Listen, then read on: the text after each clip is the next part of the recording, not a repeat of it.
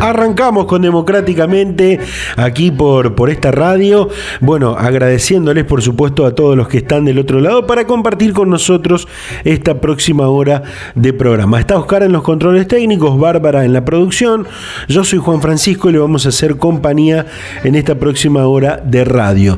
Quédense allí. Hoy un programón con muchas voces y por supuesto con los temas más actuales, los temas que fueron noticias esta semana y el anticipo de algunos que vamos a dar, por supuesto.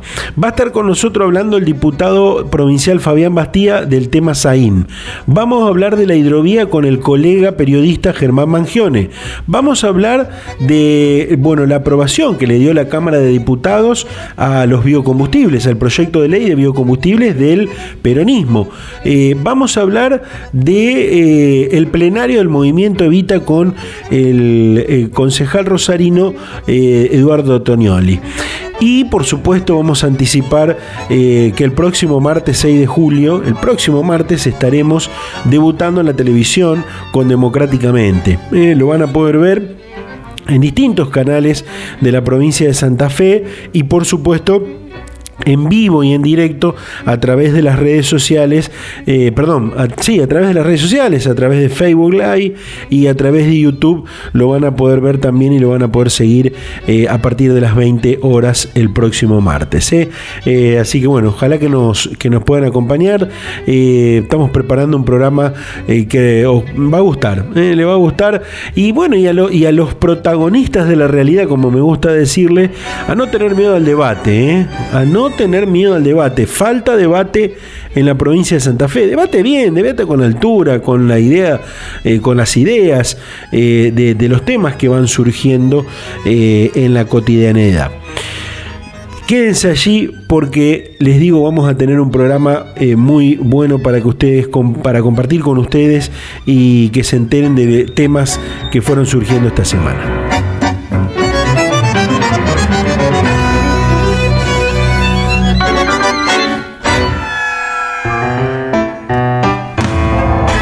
Pronto, Democráticamente TV, con informes especiales, entrevistas, debates y toda la rosca política.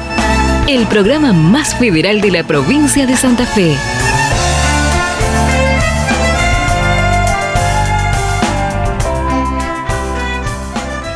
Las 3 pandemias que sufre Santa Fe, bien podría ser el título de esta editorial.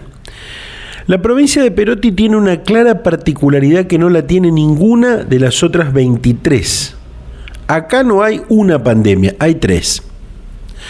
Además de la pandemia por el coronavirus, que ha generado cifras impresionantes de muertes, hospitales colapsados, personal sanitario desgastados, mal pagados y con terribles problemas con los elementos de bioseguridad, la invencible provincia de Santa Fe atraviesa por otras 2 pandemias. Es que la economía y la inseguridad hacen mella y calan hondo en la vida de los que realmente van de a pie. En lo que respecta a la economía, hay sectores que están en un quebranto económico total y salvo un milagro no ven un horizonte claro para el futuro inmediato. Todo el sector ligado al turismo, incluido el gastronómico, por ejemplo, se ve en situación terminal. A tal punto que en varios lugares de la provincia cortaron rutas esta semana. Pero para ir más allá de esta pandemia económica, un informe del Foro Regional Rosario indicó que la actividad económica de la ciudad se encuentra en el peor nivel desde 2012. De acuerdo con la investigación que se llevó adelante en base a los datos de facturación registrados por la Secretaría de la Producción de la Municipalidad Rosarina, la actividad económica en esta ciudad cayó en términos reales un 13,4% entre 2019 y 2020. Si bien el acumulado no es lineal, un 9,5% obedeció a 2020 y un 4,4% del 2019. Según indican, de los últimos 10 años, que es donde se pudo registrar la economía local, no hubo un nivel tan bajo como el de 2020, por lo que se encuentra en un 9% por debajo del 2012, el peor valor de la serie. Aunque no es algo propio de Rosario, el primer diagnóstico es que es una caída enorme en términos de actividad económica y además muy heterogénea entre sectores. Construcción y servicios privados fueron los rubros más afectados. El primero se desplomó un 50% en los 2 años y el segundo un 19% disminuyendo en todas las ramas en 2020. Incluso en intermediación financiera, que no había caído nunca. Hotelería, gastronomía, servicios deportivos y culturales cayeron mucho más, en el orden del 70%, al igual que enseñanza privada en un 45%. En lo que refiere a la industria, si bien cayó muy fuerte en el 2019, 11,5%, en el global no tuvo prácticamente impacto.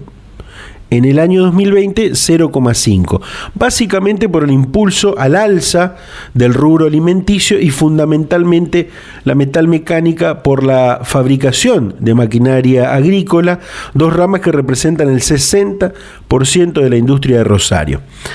No obstante, hubo rubros como la fabricación de textiles, calzados y papel que se vieron impactados de manera negativa.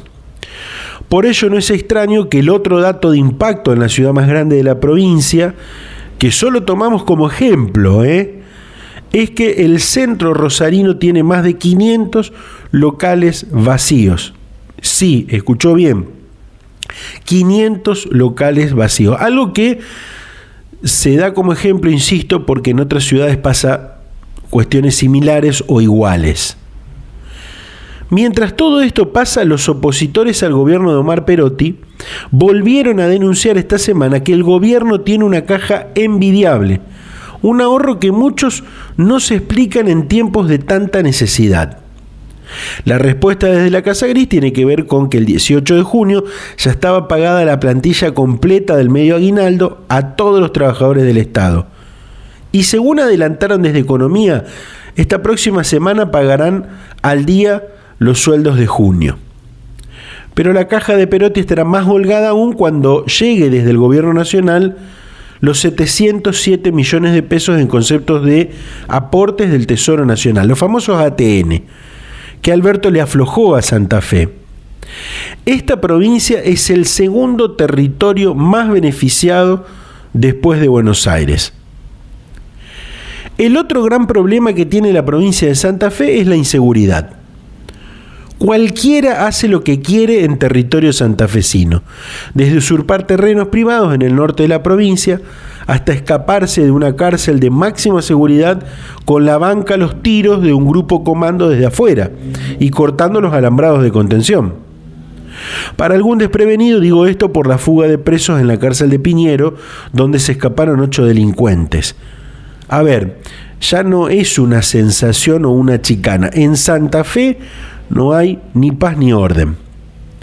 El gobernador Omar Perotti se refirió a la fuga de la cárcel de Piñero y aseguró que se estaban poniendo todos los recursos disponibles para recapturar a los fugados.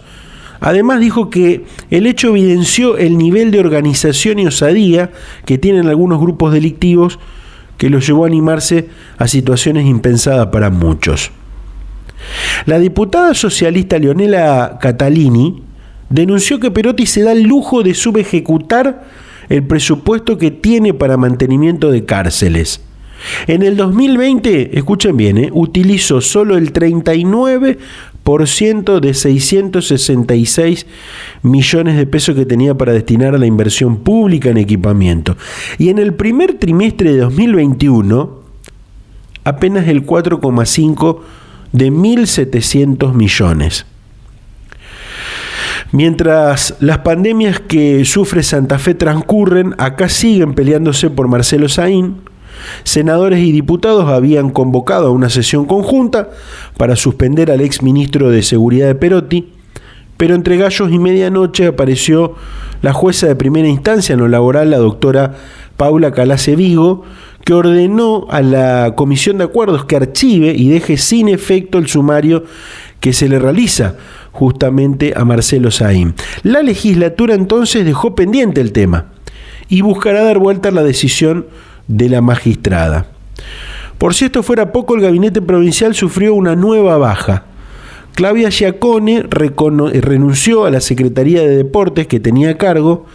Según dicen, hubo un gran disgusto por la decisión del gobernador de desembolsar 80 millones de pesos al humilde club del que es hincha, algo que se hizo muy mediático y generó broncas en las instituciones que también fueron golpeadas por la pandemia. Y hablando de deportes, quiero cerrar esta editorial diciendo que se presentó a la boxeadora multicampeona Alejandra Locomotora Olivera como candidata a diputada nacional. Más allá de la jugada política estratégica del sector que la invitó a participar de las próximas elecciones, esta mujer viene a poner aires renovados a la política. Creo personalmente que le puede ir muy bien a la locomotora, porque tiene una historia de vida que la gente puede comprar rápido y además puede mostrar acciones solidarias que ya venía haciendo más allá de la política. Los outsiders, como se dicen, se las traen, cada uno con su impronta. Serán protagonistas seguramente de estas próximas elecciones. Vacunas, pandemia, economía, inseguridad y elecciones. Un amigo que tengo alguna vez dijo, ¿no será poco? Así arrancamos democráticamente. Politicadesantafe.com. Toda la información política de actualidad de la provincia de Santa Fe en un solo clic. Todo lo que necesitas para acceder antes a la información. Descubrí politicadesantafe.com.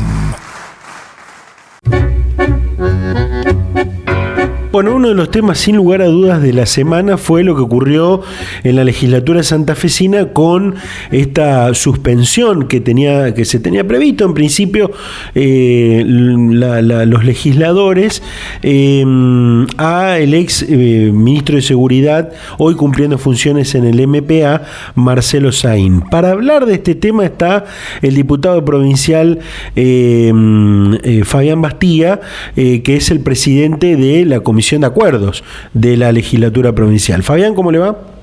Buen día, Juan Francisco, muchas gracias por la comunicación. Bueno, Fabián, ¿nos puede contar por qué la legislatura no pudo avanzar con la suspensión en su cargo del MPA al exministro Saín? Primero, la legislatura podía avanzar ayer, claramente lo dije en dos oportunidades de la intervención. Un fallo que no está firme, más allá de que es una barbaridad institucional lo que ha ocurrido, pero por una cuestión precisamente de encontrar salidas institucionales a tanto despropósito, a tanto descalabro, a tanto zafarrancho que se ha hecho desde el lado del Ejecutivo, nosotros nos pareció prudente postergar la votación en la sesión conjunta sobre el dictamen que pedía la suspensión del licenciado Saín y la retención de haber del 50% mientras dure el proceso. Pero lo grave acá es que hubo un fallo que el licenciado Saín, como cualquier ciudadano, tiene el derecho a ir a la justicia y pidió una medida cautelar, un amparo, del estilo del de Espelta. Es más, los abogados me parece que son los mismos, pero no viene el caso, porque está haciendo su trabajo. Fue a pedir una cautelar y corrió el traslado a la Fiscalía de Estado. La Fiscalía de Estado, que primero por protocolo rechaza todo, había dicho en el caso Espelta que la justicia laboral no es competente para intervenir en este tipo de acciones judiciales cautelares, que correspondía la vía contenciosa administrativa. No solo que no dice lo que venía diciendo, sino que se allana, cosa inédita, insólita. Pero aparte se allana y dice que hay un decreto del gobernador que le ordena. El fiscal dice, me allano porque el gobernador me ordenó por decreto. Decreto que no conoce nadie más que ellos, porque a nosotros no nos acompañaron copia con la sentencia, no lo hemos podido ver publicado, no hemos podido tomar noticia.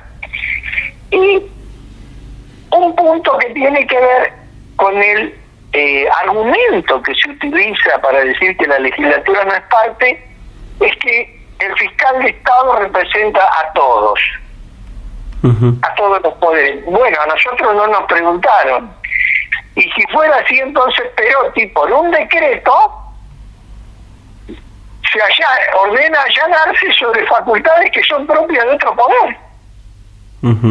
Es muy grave, es extremadamente grave. Y lo último, para coronar ya el descalabro, el fiscal de Estado fue compañero en el gabinete de Saín. No nos olvidemos que el fiscal de Estado lo nombra el gobernador, como nombra su ministro, y a su vez tiene acuerdo legislativo, de forma, porque es de forma y es realmente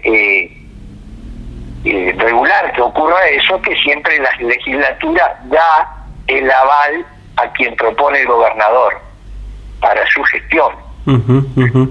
Entonces, la gravedad institucional de los actos del fiscal de Estado y del gobernador son increíbles. El fiscal de Estado está en una situación de responsabilidad política por todo lo que le enumeré. Es muy grave lo ocurrido. Y después de esto actuado por el fiscal de Estado a instancia del gobernador, viene un fallo que le piden una cautelar y la jueza, para no ser menos de todo esto, dice sí, doy un fallo de fondo y manda a archivar la causa.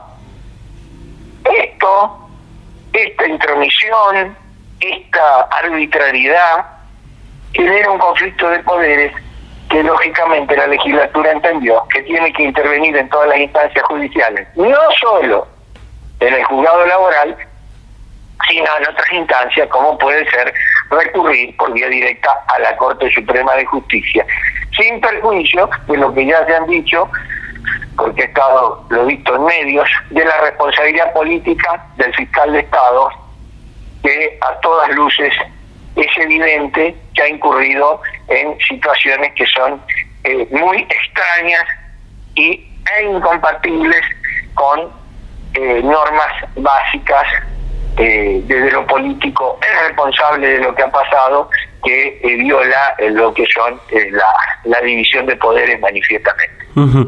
Diputado, técnicamente la primera pregunta, la segunda va a ser más bien de una cuestión de pasillo legislativo. La primera, bueno, usted ya prácticamente lo respondió. Van a buscar finalmente, me confirma que van a buscar que se revise la decisión de la jueza, ¿no? Sí, vamos a buscar que prime el Estado de Derecho. Porque, le vuelvo a decir, hay un allanamiento por un decreto contrariando lo que viene haciendo la Fiscalía, y lo hace con un compañero, ex compañero de gabinete, los argumentos que dicen que eso está todo bien y que que no debiéramos ser partes porque representa a todo, al conjunto del Estado, y nunca nos consultaron y nos dan una orden. Es increíble lo que está pasando.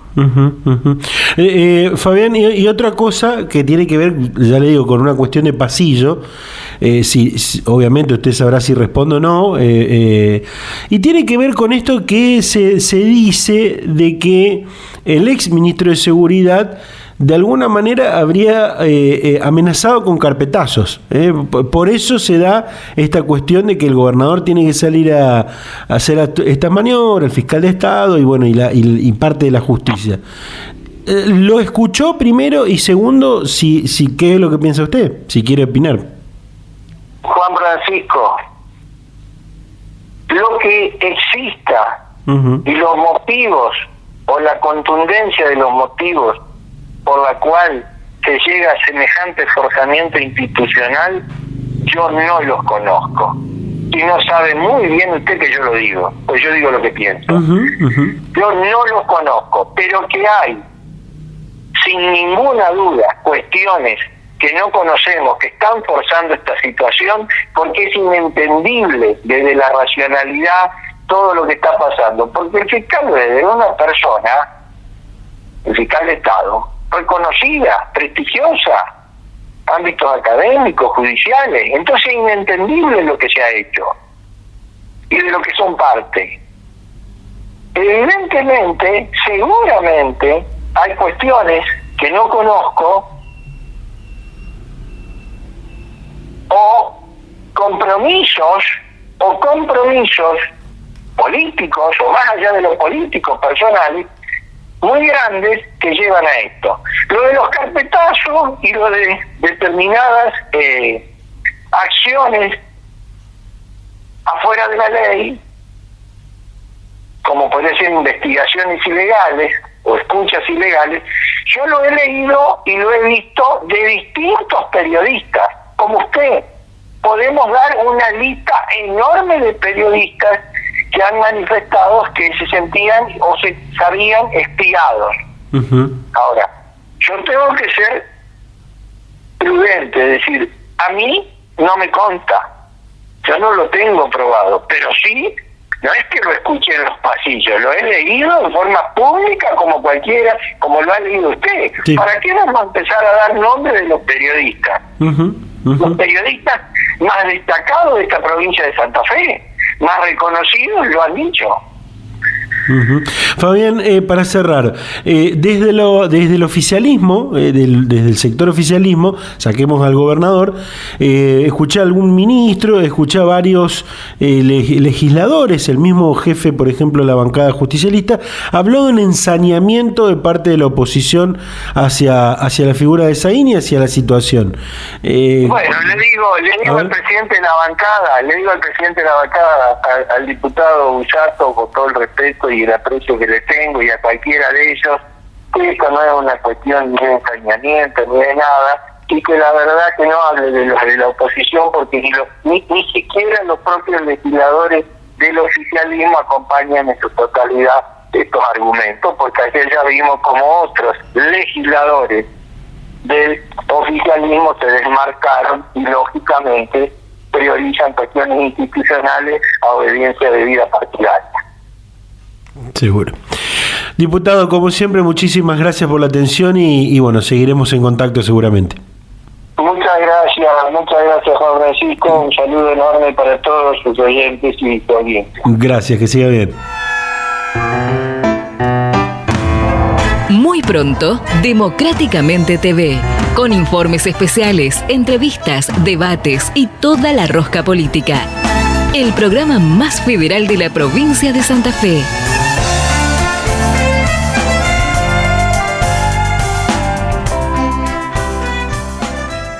Siempre es bueno informarse con aquellos que siguen los temas de cerca. Por eso, para hablar del tema de la hidrovía y este proyecto, en realidad esta decisión, mejor dicho, del gobierno nacional con respecto a, podríamos decir, estatización de la hidrovía, está en línea nuestro colega periodista de distintos medios, hombre de investigación. Estamos hablando de Germán Mangione. Germán, ¿cómo te va? ¿Cómo andas, Juan? Buen día. Buen día para vos y para por supuesto toda tu gente. Germán, ayúdanos en este sentido. ¿Cómo podemos entender este nuevo esquema que tendrá la administración de la hidrovía Paraná-Paraguay? Mirá, en principio, digo, en lo formal, lo que el decreto hace, el último decreto emitido por el Gobierno Nacional, lo que hace es otorgarle a la Administración General de Puertos la administración de esta vía navegable troncal, además del mantenimiento de los servicios de dragado y balizamiento. Esto va a ser por un año. El mismo decreto también plantea que puede ser prorrogable hasta que se entre en la licitación definitiva, la licitación larga. Esto no es un dato menor, porque en realidad, digo, más allá de que hubo un cambio, que es muy importante el cambio de que el Estado vuelva a tener parte de la administración de la hidrovía, esto no da de baja el decreto 949/20, que es el polémico decreto que abría la licitación internacional de la administración de la hidrovía, haciendo caer la propuesta que en algún momento había hecho el mismo presidente Alberto Fernández aquí en Puerto San Martín sobre la posibilidad de la creación de una empresa estatal. Dicho esto, el decreto modifica parte del estatuto de la Administración General de Puertos para que pueda ser la que cobre el peaje que haga las contrataciones necesarias para mantener operativa la vía navegable. Así que eso es lo que va a pasar ahora. Va a empezar a cobrar el peaje y a administrar el Estado nuevamente, después de 25 años de estar en manos de la empresa privada. Estamos hablando de la administración de una cantidad impresionante de dinero, ¿no? Sí, se calcula que más o menos el peaje que genera el tránsito de la hidrovía, vos calculás que son 5.000 buques más o menos que circulan por esta hidrovía, más de 130 millones de toneladas de no solo materiales de la agroindustria acá, sino que baja todo lo del corazón productivo de América Latina por esta región. Estamos hablando del mineral de cobre, estamos hablando de lo que viene de Brasil, de Bolivia, bueno, estamos hablando de un negocio que se calcula en 300 millones de dólares, pero anuales. Pero te voy a decir algo más.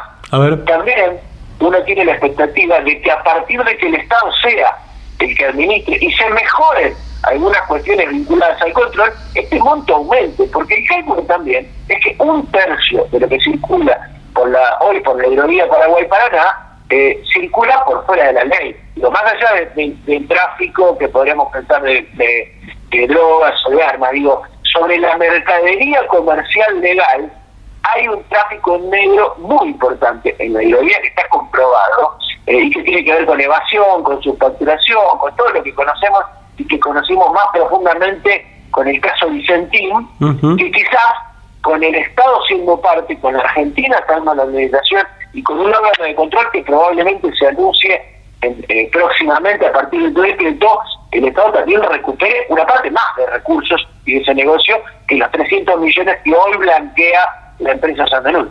Bien.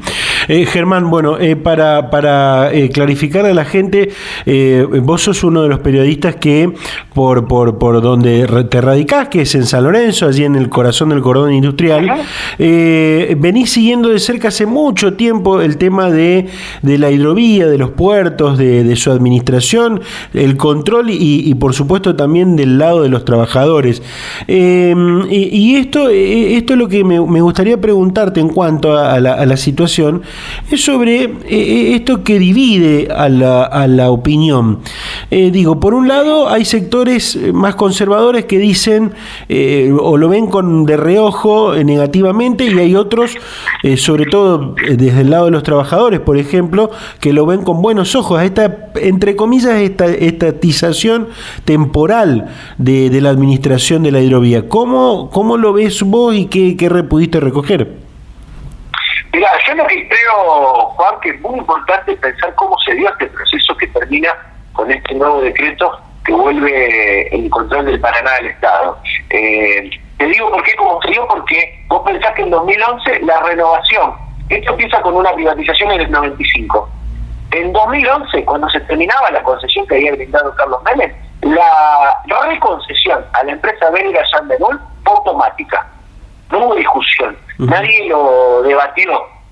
De hecho, la mayoría de los que nos están escuchando probablemente ni se hayan enterado hasta hace poquito tiempo de que esto estaba en debate, de que esto estaba en manos extranjeras, de que esto no era parte del control del Estado, como es en el resto del mundo, como es en el Mississippi, como es en los grandes pueblos exportadores, donde el Estado es el protagonista del control de sus propios ríos. Pero no me quiero ir por las ramas, pero digo, cuando esto se va a vencer, se venía a caer, se caía en este 2021, y me parece que a partir de un gran protagonismo popular, de la creación de varios foros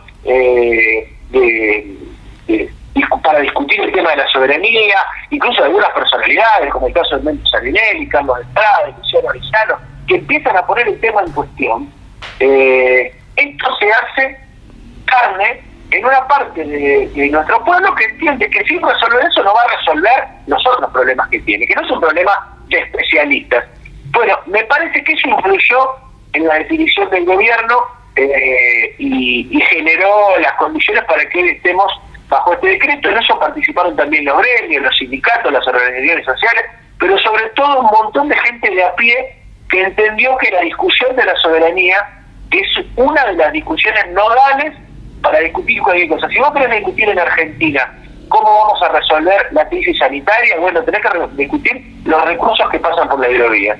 Si querés pensar cómo reorganizar el sistema impositivo para que sea progresivo, tenía que discutir lo que pasa en la hidrovía y en el complejo agroexportador. Por lo tanto, me parece que ahí hay toda una parte que va entendiendo eso y por supuesto está a favor. Ahora se está convocando al 9 de julio aquí en la ciudad de Santa Fe y en la ciudad de Rosario a grandes caravanas para seguir profundizando la discusión sobre estos temas.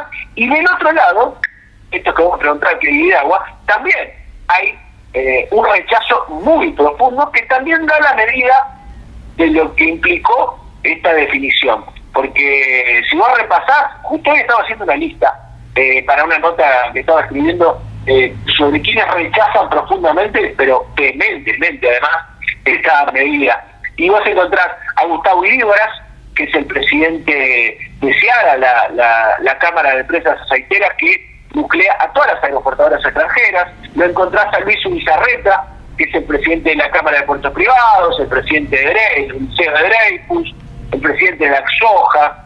Daniel Nassini, ayer el presidente de la Bolsa de Comercio de Rosario, salió a plantear que esto era una muy mala noticia. Bueno, la mesa de enlace, los grandes medios de la Argentina, veíamos el domingo, previo a este decreto, lo que fue el informe de Jorge Lanata, incluso hasta está manifestándose y convocando en contra de esta medida por el 9 de julio, personajes como Luis Echeverri, el ex ministro de Agricultura de Mauricio Macri. Me parece que es claro también el por qué están en esa postura, porque el Estado va a poner, no te digo un pie, por lo menos un dedito adentro de la hidrovía, y se va a terminar, porque ahí entra otra discusión de que la Argentina no puede administrar, porque es deficiente, porque es corrupta, por todo esto que plantea, se va a terminar en realidad la gran corrupción de los privados, o se empieza a poner en discusión. No me arriesgo a decir se va a terminar, porque todavía faltan órganos de control que se efectivicen, pero se va a empezar a discutir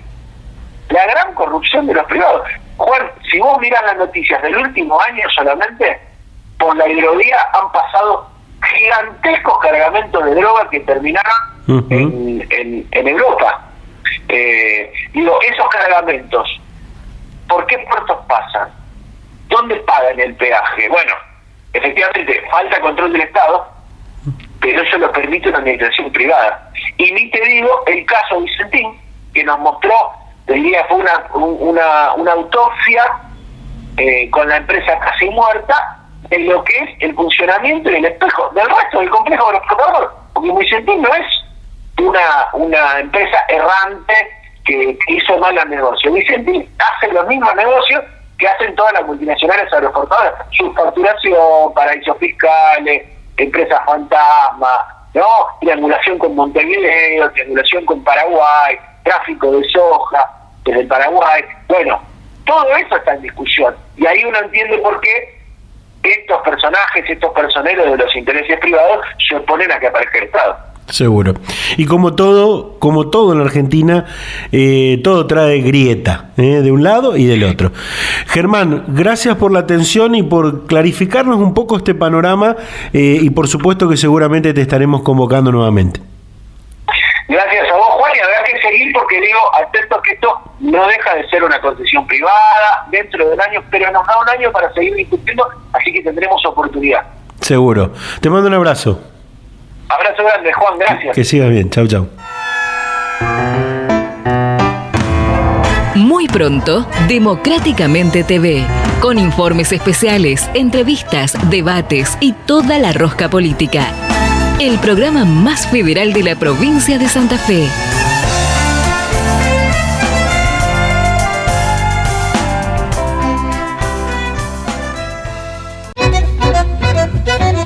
La Cámara de Diputados de la Nación sancionó finalmente un proyecto de ley de biocombustibles. Bueno, por supuesto, dividida la Cámara de Diputados, la oposición prácticamente votó toda en contra, y por mayoría ganó el oficialismo. Para hablar de este tema, está en línea para charlar con nosotros la diputada nacional, Ximena García, la diputada radical, Ximena García. Ximena, ¿cómo le va? ¿Qué tal? Muy buenos días, un gusto estar conversando con ustedes. Bueno, igualmente. Ayúdeme a entender por qué para la oposición no es bueno lo que se aprobó en diputados sobre el tema de los biocombustibles. Perdón, no se entendió bien la pregunta. Que me ayude a entender por qué para la oposición no fue bueno lo que se aprobó en diputados sobre el tema de los biocombustibles. Está bien. Bueno, porque hay claramente un retroceso, y tanto es así que tuvieron hasta último momento conflictos y complicaciones para conseguir el quórum propio dentro de las filas del Frente de Todos. Fue la misma senadora, perdón, de la provincia de Santa Fe del Frente de Todos, quien impulsó en el Senado la prórroga de la ley vigente, acompañada por el resto de los senadores por unanimidad, y el mismo gobernador Omar Perotti, quien expresó que quería prorrogar la ley vigente, pero fueron sus diputados, también de la misma provincia y encabezados por el diputado Marcos Pieri, que presentaron un proyecto de modificación a la ley de biocombustibles que atenta directamente contra los biocombustibles y golpea sobre todo a la provincia de Santa Fe, nuestra provincia, y también a la provincia de Córdoba.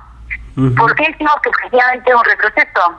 Porque este proyecto plantea reducir el corte de biocombustible, en el caso del bioetanol a base de maíz, del 6 al 3%, y en el caso del biodiesel, que en nuestra provincia, de las 34 plantas de biodiesel de todo el país, 18 se encuentran localizadas en la provincia de Santa Fe. Somos punteras en la producción de biodiesel, producimos el 80% del biodiesel para todo el país. Golpea directamente porque lo reduce al corte de un 10%, que hoy debe el gasoil mezclarse en un 10% con el biodiesel, y con este proyecto de ley, si se aprueba, se reduce a un 5% el corte.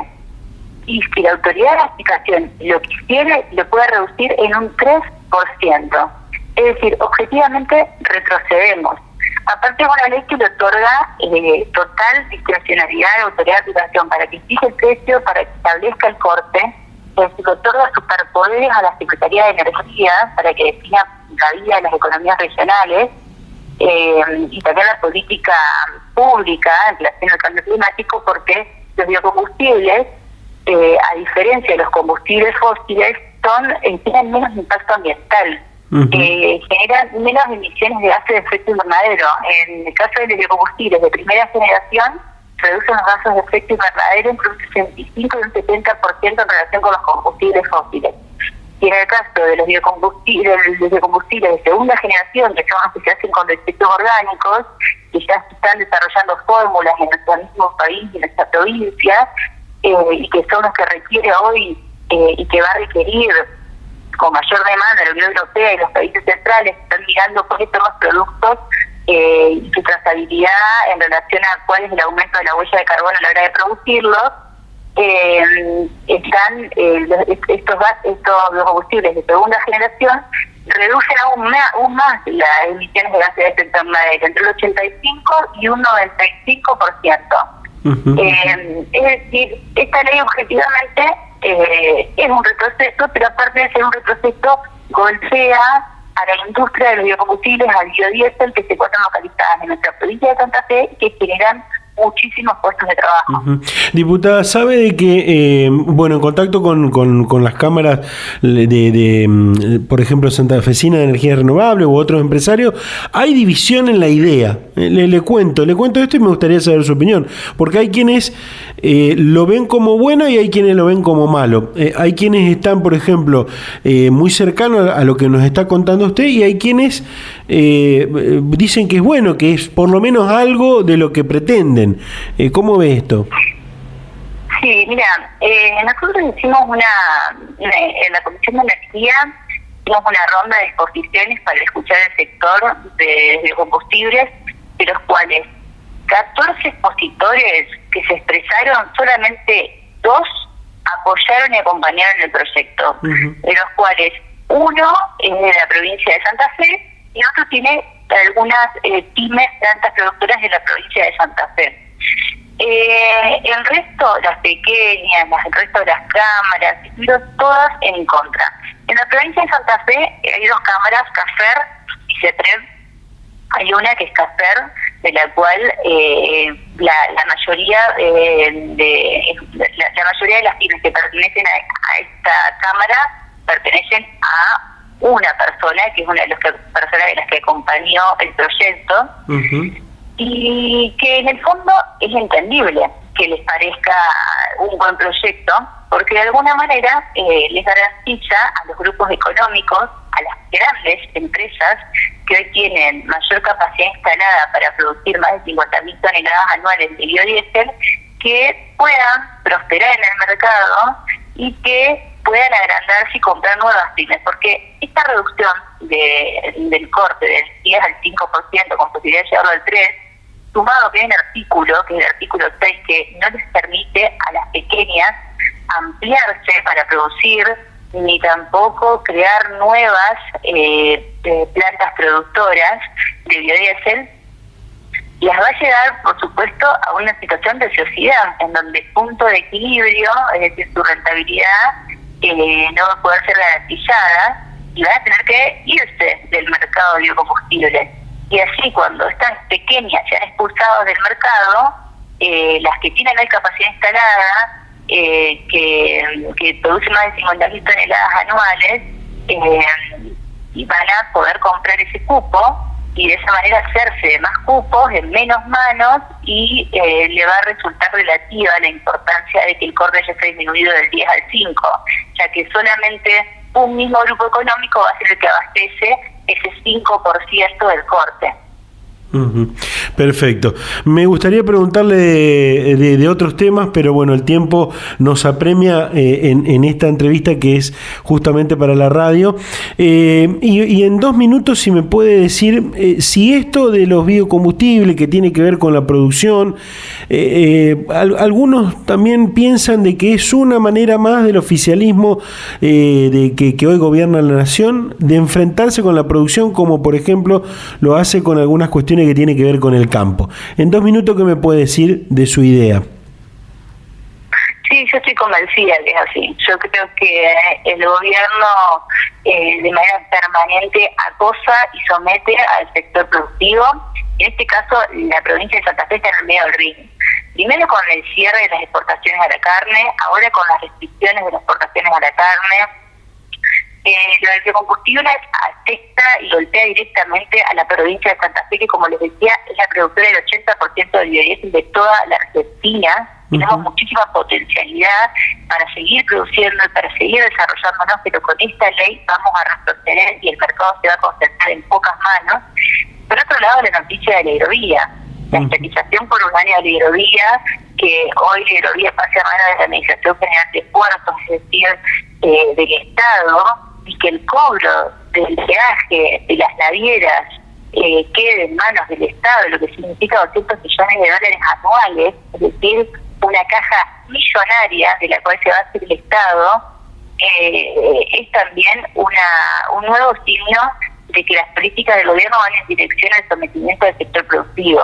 La hidrovía es una mala noticia, porque la hidrovía es nuestro puente con el mundo, es la posibilidad que nosotros tenemos de exportar, de localizar nuestros productos en comercio, en el mercado internacional, es donde transitan y circulan 70 millones anuales de nuestras exportaciones, de nuestro comercio exterior, y principalmente el 80% son de granos y derivados, de automóviles, y tiene directa relación con el sector productivo, porque que funcione bien la hidrovía, que funcione bien significa que esté bien gestionada, que haya que se grave para que puedan circular las navieras, los barcos, que se señalicen, que también el organizamiento está a cargo de la gestión de la hidrovía, es lo que permite que podamos circular nuestros productos y que podamos disminuir el costo de transporte. Si la hidrovía funciona mal, si en la hidrovía hay sobreprecios, hay corrupción, hay mal manejo, hay mala gestión, se vuelve inutilizable y por supuesto que cargará con el costo de nuestra producción y con nuestras ventajas comparativas en relación a otros países para localizar nuestros productos en los primeros mercados del mundo. Seguro. Diputada, como insisto, me quedaría hablando mucho tiempo más de otras cuestiones, pero el tiempo vale oro en la radio cuando tenés una hora, así que la vamos a convocar para charlar en otro momento de otros temas que nos gustaría abordar con usted. Muchísimas gracias por el momento. Por supuesto, así será y cuenten conmigo a disposición. Muchas gracias por el llamado. Que siga bien, saludos. Hasta luego. Muy pronto, Democráticamente TV, con informes especiales, entrevistas, debates y toda la rosca política. El programa más federal de la provincia de Santa Fe.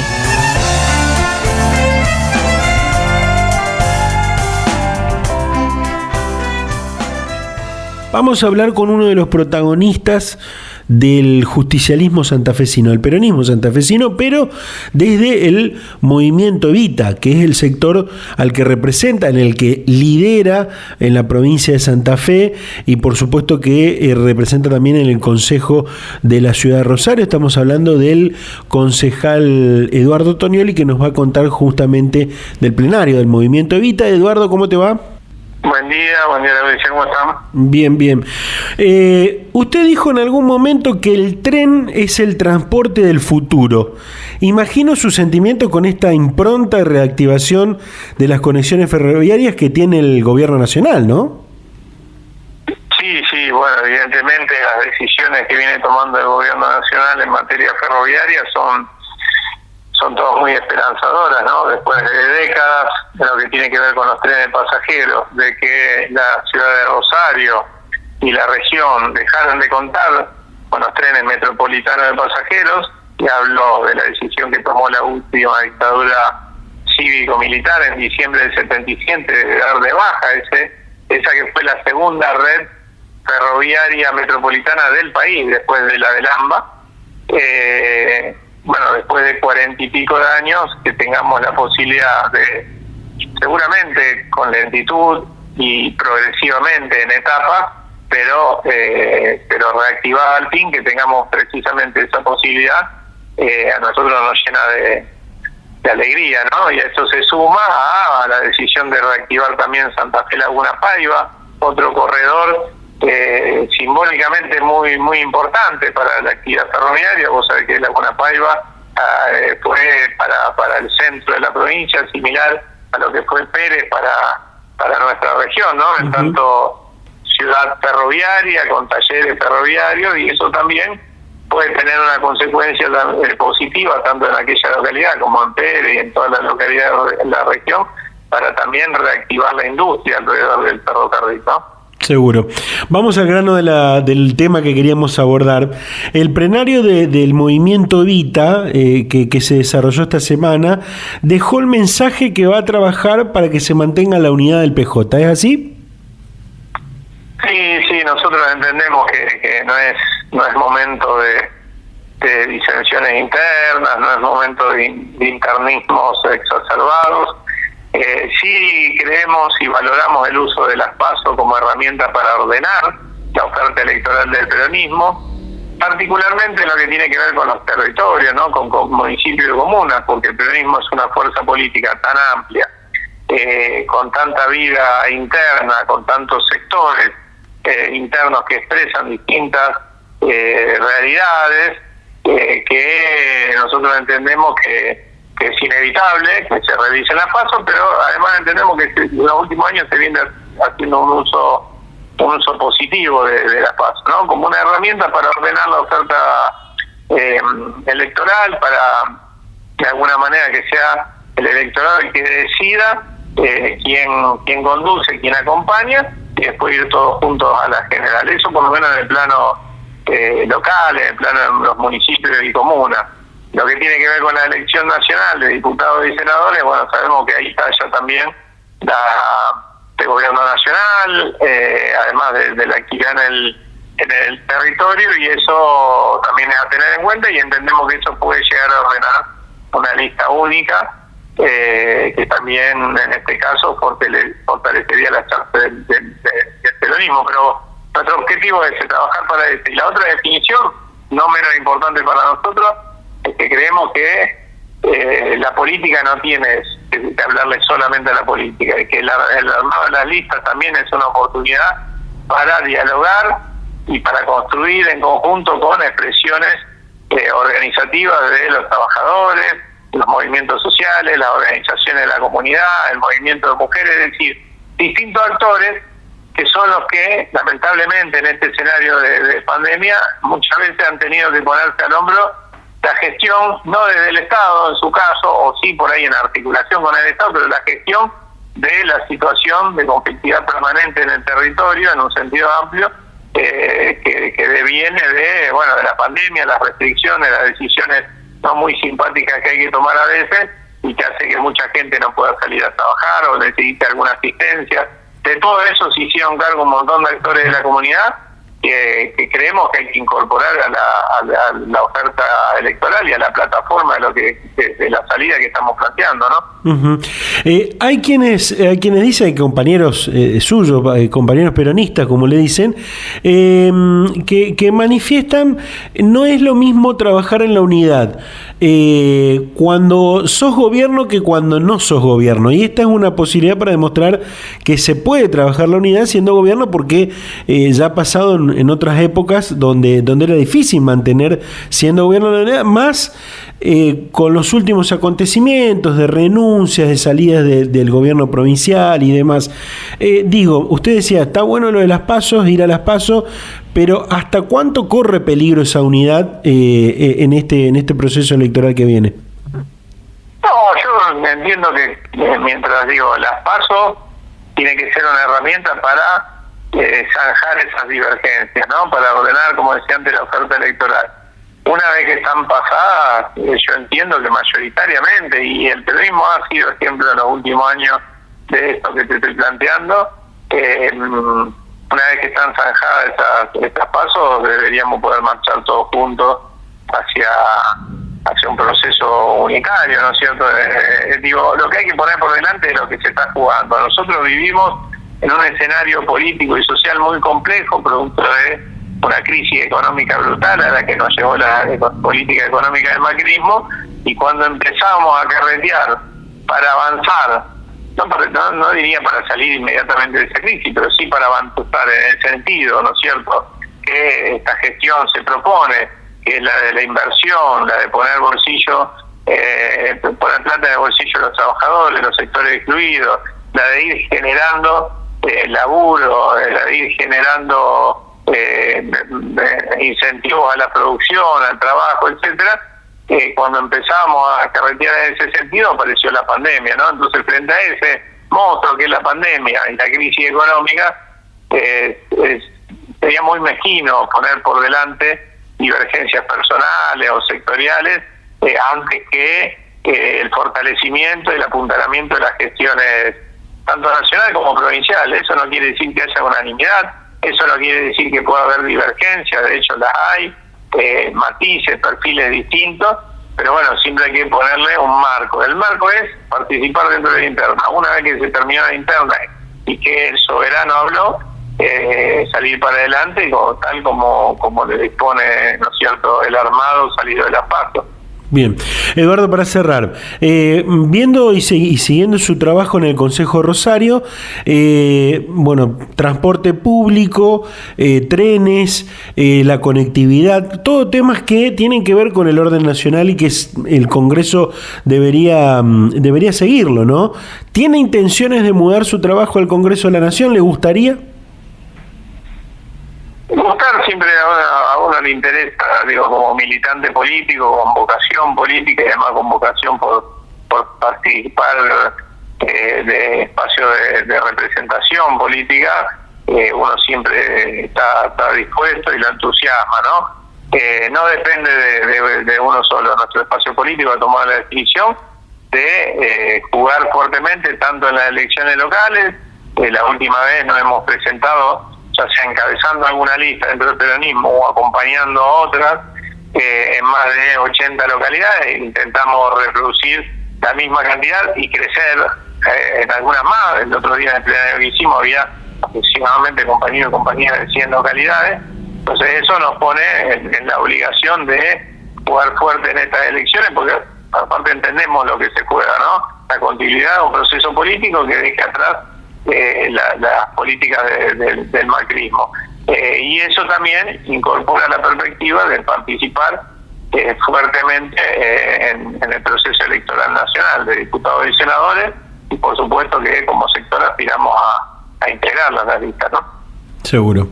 Eduardo, muchísimas gracias por la atención y seguramente estaremos en contacto. Continuaremos esta charla con otros temas, por supuesto, en otro momento. Muchas gracias, le mando un abrazo grande. Que siga bien, saludos. Chau, chau. Muy pronto, Democráticamente TV, con informes especiales, entrevistas, debates y toda la rosca política. El programa más federal de la provincia de Santa Fe.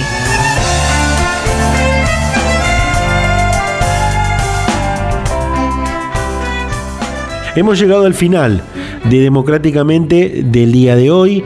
Este primer programa del mes de julio. Primer programa del mes de julio.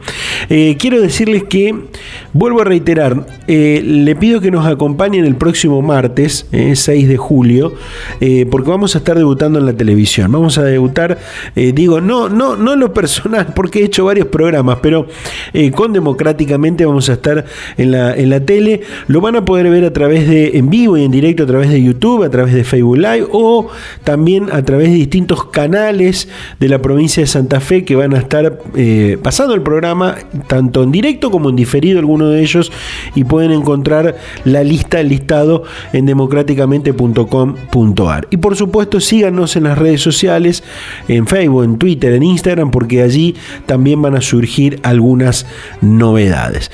Con este programa nos vamos a reencontrar la próxima semana, agradeciéndole como siempre a los directores de cada una de las radios que nos cobijan y bueno, y deseándoles lo mejor, ¿no? en estos tiempos. Y nos reencontramos la próxima semana con más Democráticamente Radio aquí en esta emisora. Que tengan un buen resto de jornada, una buena vida. Chau, chau.